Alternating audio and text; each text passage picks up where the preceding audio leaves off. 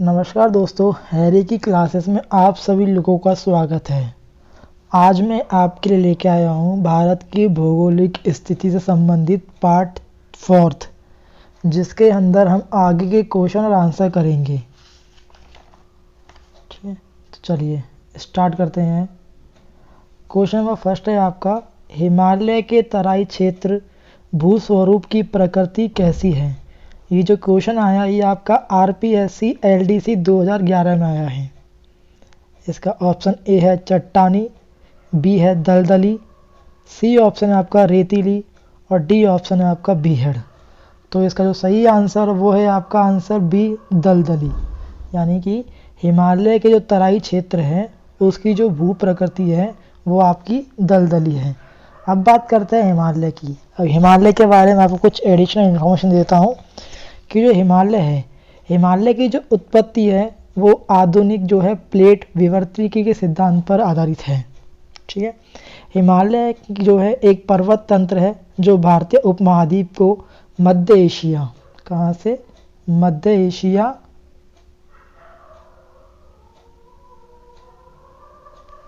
और तिब्बत से अलग करता है। ठीक है, इसके अलावा यह पर्वत मुख्य रूप से 3 समांतर श्रेणियों, पहला है आपका महान हिमालय, सेकंड है आपका मध्य हिमालय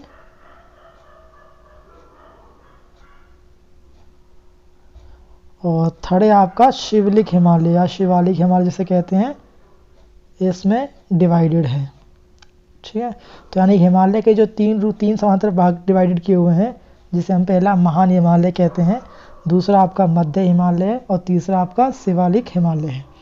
जो हिमालय की आकृति है वो पूर्व से पश्चिम की ओर या पश्चिम से पूरब की एक चाप के रूप में है।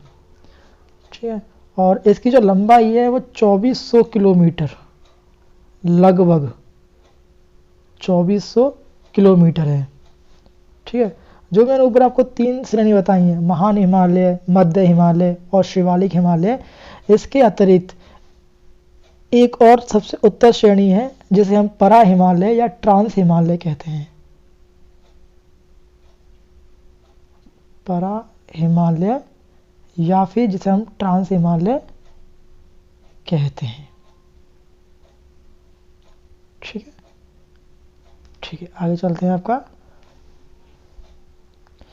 जो ट्रांस हिमालय है इसमें आपका काराकोरम और आपकी जो कैलाश पर्वत श्रेणियां हैं ये श्रेणियां आती हैं।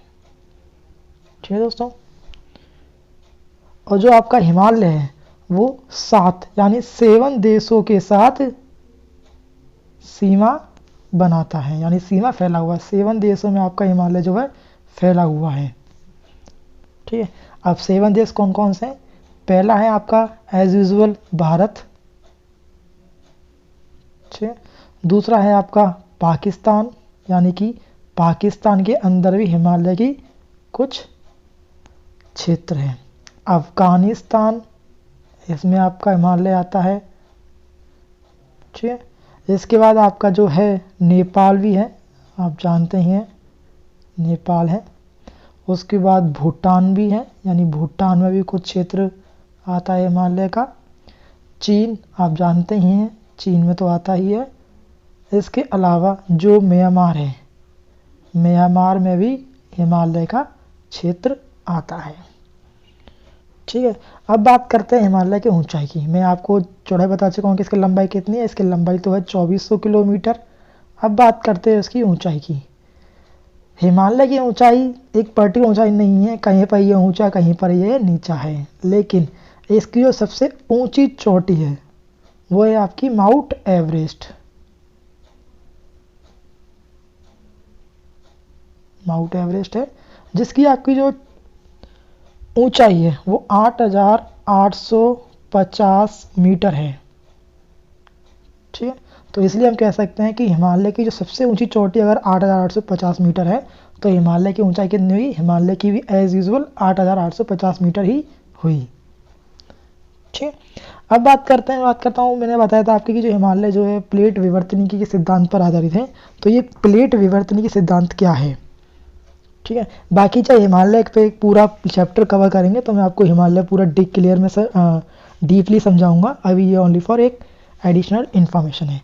तो जो पहले जो भारत था, हमारा जो पहले भारत था, ये एक जो पहले गोंडवाना जो लैंड था इसका हिस्सा था। आप जानते हैं कि पहले अंगारा लैंड और गोंडवाना दो लैंड थे। हमारा भारत जो था पहले गोंडवाना लैंड, या फिर हम कह सकते हैं कि आपका अफ्रीका का हिस्सा हुआ था या अफ्रीका से सटा हुआ था। उसके बाद जो प्लेट्स हैं इनमें कुछ डिवाइडेशन हुए और खिसकते जो आपकी गोंडवाना लैंड है ये आपके अंगारा लैंड से जाके टकराया और जिसके फलस्वरूप जाके हिमालय का निर्माण हुआ था। ठीक है, चलिए अब चलते हैं हमारे नेक्स्ट क्वेश्चन पर। आपका जो नेक्स्ट क्वेश्चन है वो है हमारा कि भारत के पूर्व पश्चिम तथा उत्तर दक्षिण के विस्तार में अंतर क्या है। ये जो क्वेश्चन आपका आया है ये आरपीएससी पीटीआई थर्ड ग्रेड सन 2012 थर्ड ग्रेड टीचर 2012 में आया हुआ है। ठीक है, इसके ऑप्शन है 405 किलोमीटर, ऑप्शन बी है 281 किलोमीटर, ऑप्शन सी है 205 किलोमीटर और ऑप्शन डी है 327 किलोमीटर। इसका जो आंसर है वो है आपका आंसर बी 281 किलोमीटर। अच्छा, अब आपको क्लियर करता हूँ ये 281 किलोमीटर कैसे है। ठीक है, जो भारत उत्तर से दक्षिण है, यानी कि अगर भारत की मैं उत्तर से दक्षिण या दक्षिण से उत्तर बात करूँ तो इसकी जो लंबाई है वो है 3214 किलोमीटर।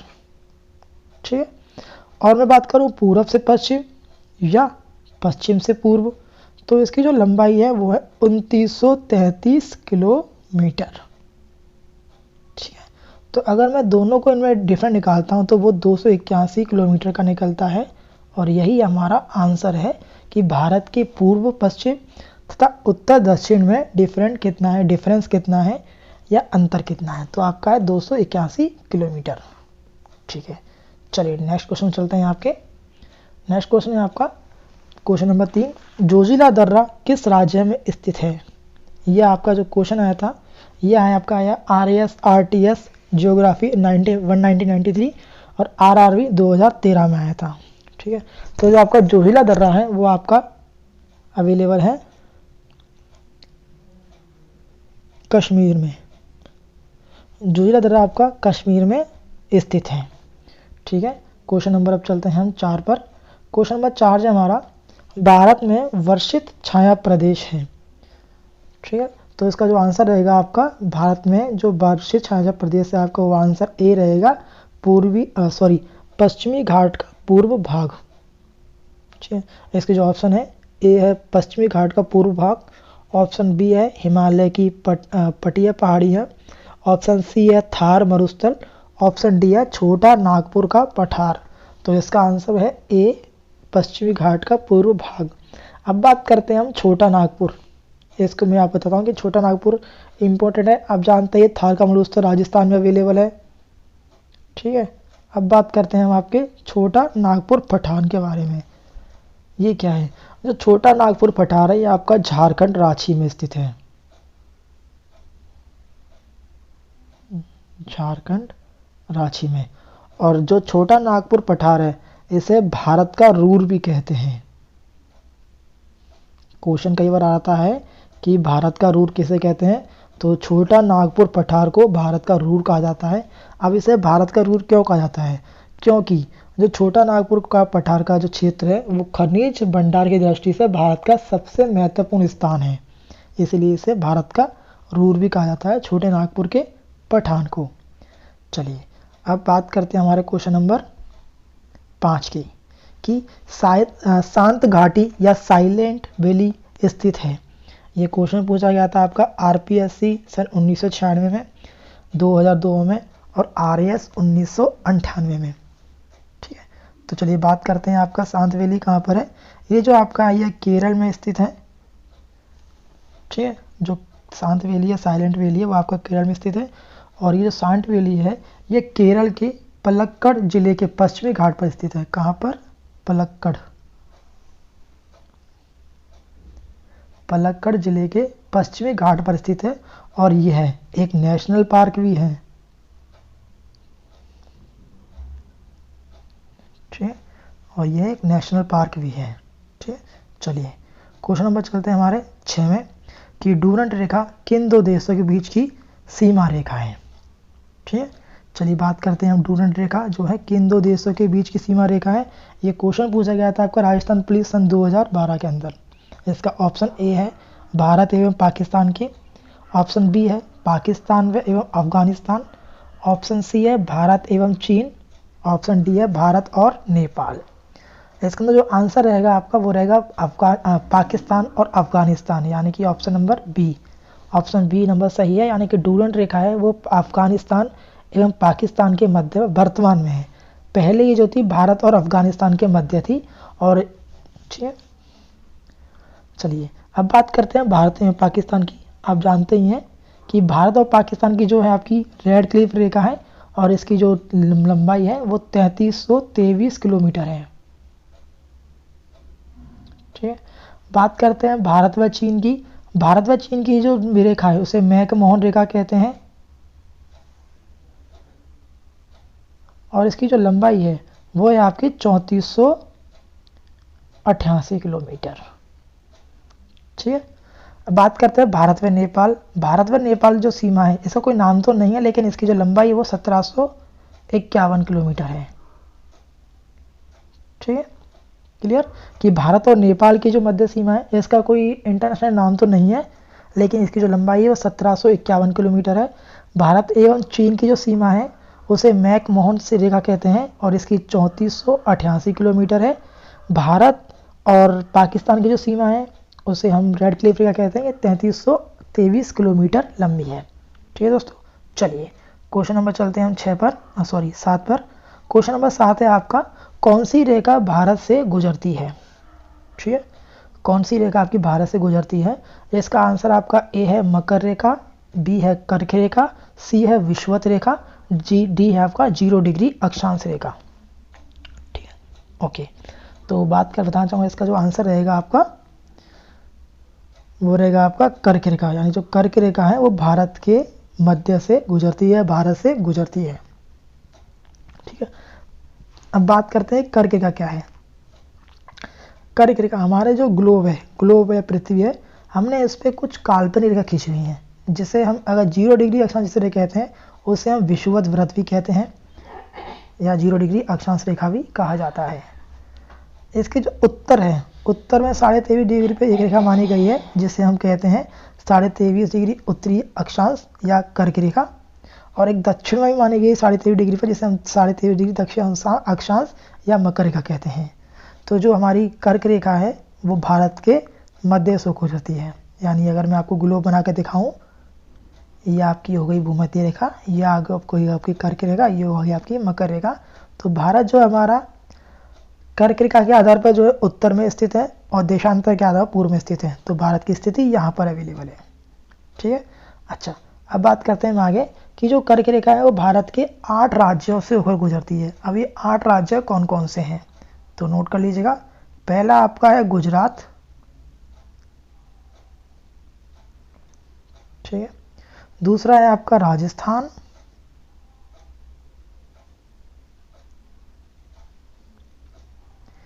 तीसरा है मध्य प्रदेश,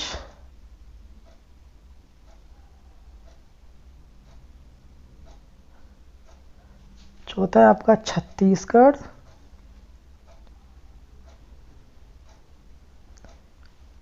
पांचवा है झारखंड,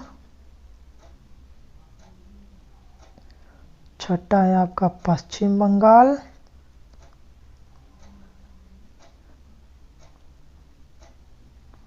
और सातवां है आपका त्रिपुरा। इन 7 राज्यों से होकर जो है कर्क रेखा गुजरती है। मैं सातों नाम रिपीट कर रहा हूँ, सुन लीजिएगा एक बार अगेन।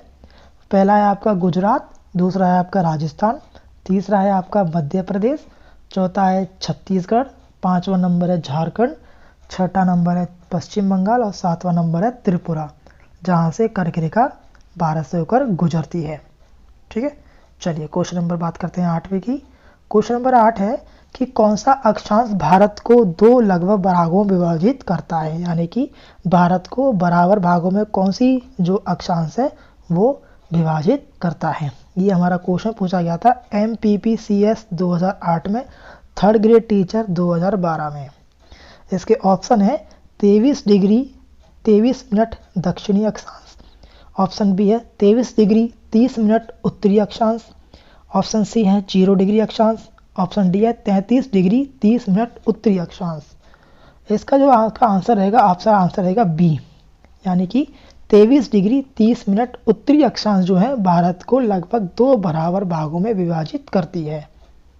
ठीक है, यानी जिसे हम कहते हैं कर्क रेखा नॉर्मली। ठीक है, जैसे मैंने आपको पिछले में बताया था। चलिए क्वेश्चन नंबर 9 की बात करते हैं। आपका क्वेश्चन नंबर 9 है कोपकवाना पुलिन कहाँ स्थित है। तो आपका जो कोपकवाना पुलिन है यह आपका ऑस्ट्रेलिया के निकट स्थित है, यानी ऑप्शन इसका सी रहेगा, ऑप्शन सी ऑस्ट्रेलिया के निकट। चलिए ऑप्शन नंबर 9 10 की बात करते हैं। क्वेश्चन नंबर 10 की, क्वेश्चन नंबर 10 है आपका उत्तरी दक्षिण व पूर्व पश्चिम कॉरिडोर सुपर हाईवे का मिलन कस्बा है। ये क्वेश्चन पूछा गया था आपका RAS RTS 2015 के अंदर। इसका जो ऑप्शन है वो ए ऑप्शन है दिल्ली में, बी ऑप्शन है नागपुर में, सी ऑप्शन है झांसी में और डी ऑप्शन है आपका हैदराबाद में। इसका जो आंसर रहेगा सी रहेगा झांसी, यानी कि हम ये कह सकते हैं कि उत्तर दक्षिण व पूर्व पश्चिम कॉरिडोर सुपर हाईवे का जो मिलन कस्बा है वो आपका झांसी में है। ठीक है, चलिए बात करते हैं हम क्वेश्चन नंबर 11 की। क्वेश्चन नंबर 11 है आपका सियाचिन ग्लेशियर भारत के किस राज्य में स्थित है। यह आपका क्वेश्चन पूछा गया था GIC 2003 में और UPPSC 2011 के अंदर। ठीक है, तो इसका ऑप्शन ए है उत्तर प्रदेश में, ऑप्शन बी है आपका हिमाचल प्रदेश में, ऑप्शन सी है जम्मू कश्मीर में, ऑप्शन डी है सिक्किम में। तो इसका जो आंसर है वो है आपका जम्मू कश्मीर में। ठीक है, यानी सियाचिन जो ग्लेशियर है वो जम्मू कश्मीर राज्य में स्थित है। ठीक है, चलिए बात करते हैं हम क्वेश्चन नंबर 11 की। क्वेश्चन नंबर आपका 12, क्वेश्चन नंबर 12 है आपका नाथुला दर्रा है, यानी यहाँ पे पूछा गया नाथुला दर्रा कहाँ पर स्थित है। ये जो क्वेश्चन पूछा गया था ये RRB 2001 में, 2002 में, 2012 में, सेकेंड ग्रेड टीचर 2010 में पूछा गया था कि आपका नाथुला दर्रा कहाँ पर स्थित है। इसके ऑप्शन ए है सिक्किम में, ऑप्शन बी है भूटान में, ऑप्शन सी है अरुणाचल प्रदेश में और ऑप्शन डी है जम्मू कश्मीर में। तो इसका सही आंसर है आपका ऑप्शन ए सिक्किम में, यानी कि नाथुला दर्रा जो है आपका सिक्किम में स्थित है। चलिए क्वेश्चन नंबर 13 की बात करते हैं। क्वेश्चन नंबर 13 है आपका निम्नलिखित में से कौन सा कथन सत्य है। ठीक है, और ये क्वेश्चन पूछा गया था आपका SSC 2007 में। ये जो क्वेश्चन है आपका ये पूरी तरह से भारत की भौगोलिक स्थिति पर आधारित है और ये एक तरह से भारत की पूरी भौगोलिक स्थिति को क्लियर करता है।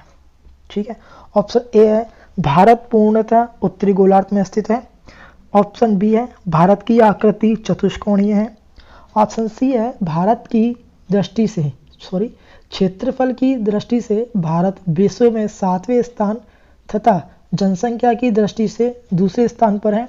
उपयुक्त सभी कथन सत्य हैं। तो इसका आंसर रहेगा डी कि उपयुक्त सभी कथन सत्य हैं। ये बिल्कुल सही है कि भारत जो है पूर्णतः उत्तरी गोलार्ध में स्थित है। बिल्कुल मैंने आपको बताया था कि भारत जो है अक्षांश के आधार पर या गोलार्ध के आधार पर उत्तरी गोलार्ध में स्थित है। भारत की आकृति चतुष्कोणीय है, तो बिल्कुल सही है, भारत की आकृति जो है चतुष्कोणीय है, इसलिए बिल्कुल सही बताया है।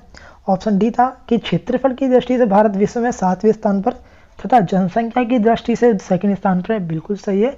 भारत जो है विश्व का 7वां सबसे बड़ा देश है जिसके पास अपनी इतनी बड़ी जगह है और जनसंख्या की दृष्टि से दूसरा सबसे बड़ा जनसंख्या वाला देश है। तो इसके लिए आंसर डी रहेगा, उपयुक्त सभी कथन सत्य हैं। चलिए बात करते हैं हम क्वेश्चन नंबर 14 की कि दक्षिण गंगोत्री क्या है। ठीक है, तो बात की हमने कि दक्षिण गंगोत्री क्या है। ये क्वेश्चन पूछा गया था SSC 2016 में एयरफोर्स बाय ग्रुप सन 2000 में। इसका ऑप्शन ए है प्रायद्वीपीय भारत की एक नदी है, ऑप्शन बी है उत्तरी ध्रुव में स्थापित भारतीय वैज्ञानिक अनुसंधान केंद्र है, ऑप्शन डी है अंटार्कटिका में स्थापित भारतीय वैज्ञानिक अनुसंधान केंद्र है और ऑप्शन डी है भारतीय नौसेना का एक युद्धक जल पोत है। तो इसका जो आंसर रहेगा आपका आंसर नंबर सी रहेगा कि जो दक्षिण गंगोत्री है वो अंटार्कटिका में स्थापित भारतीय अनुसंधान केंद्र है। ठीक है, चलिए क्वेश्चन नंबर 15 की बात करते हैं कि पोर्ट विलियर स्थित है? कि पोर्ट विलियर कहाँ पर स्थित है? यह क्वेश्चन पूछा गया आपका एसएससी 2011 में, सन 2014 में, आरआरबी 2003 में। इसका ऑप्शन ए है उत्तरी अंडमान में, ऑप्शन बी है दक्षिणी अंडमान में, ऑप्शन सी है मध्य अंडमान में और ऑप्शन डी है छोटा अंडमान में। इसका जो आंसर रहेगा ऑप्शन रहेगा बी यानी कि दक्षिणी अंडमान में। अगर आपसे पूछा जाता है कि पोर्ट ब्लेयर कहाँ पर स्थित है तो पोर्ट ब्लेयर दक्षिणी अंडमान में स्थित है। चलिए क्वेश्चन बात करते हैं 15-16 पर। क्वेश्चन 16 है कि भारत का एकमात्र शीत मरुस्थल कहाँ पर स्थित है? ये जो क्वेश्चन पूछा गया आपका, ये क्वेश्चन पूछा गया आपका एसएससी एफसीआई 2012 में, यूपीपीसीएस 2008 में कि भारत का एकमात्र शीत मरुस्थल कहाँ स्थित है। इसका जो ऑप्शन ए है लद्दाख में है, ऑप्शन बी है पूर्वी कोमंग में, ऑप्शन डी है लाचेन में और ऑप्शन डी है चंबा में। तो इसका जो सही आंसर है वो है आपका लद्दाख में, यानी लद्दाख में जो है भारत का एकमात्र शीत मरुस्थल स्थित है। ठीक है दोस्तों, तो आज की वीडियो में बस आपके लिए इतना ही। अगर आपको वीडियो पसंद आया हो तो इसे लाइक कीजिए, शेयर कीजिए और सब्सक्राइब बटन जो आपका बेल आइकन है जिसे जरूर दबाइएगा, जिससे कि अगर मैं कोई भी वीडियो अपडेट करता हूं तो आपको सबसे पहले नोटिफिकेशन मिल सके। तो आज के लिए इतना, धन्यवाद।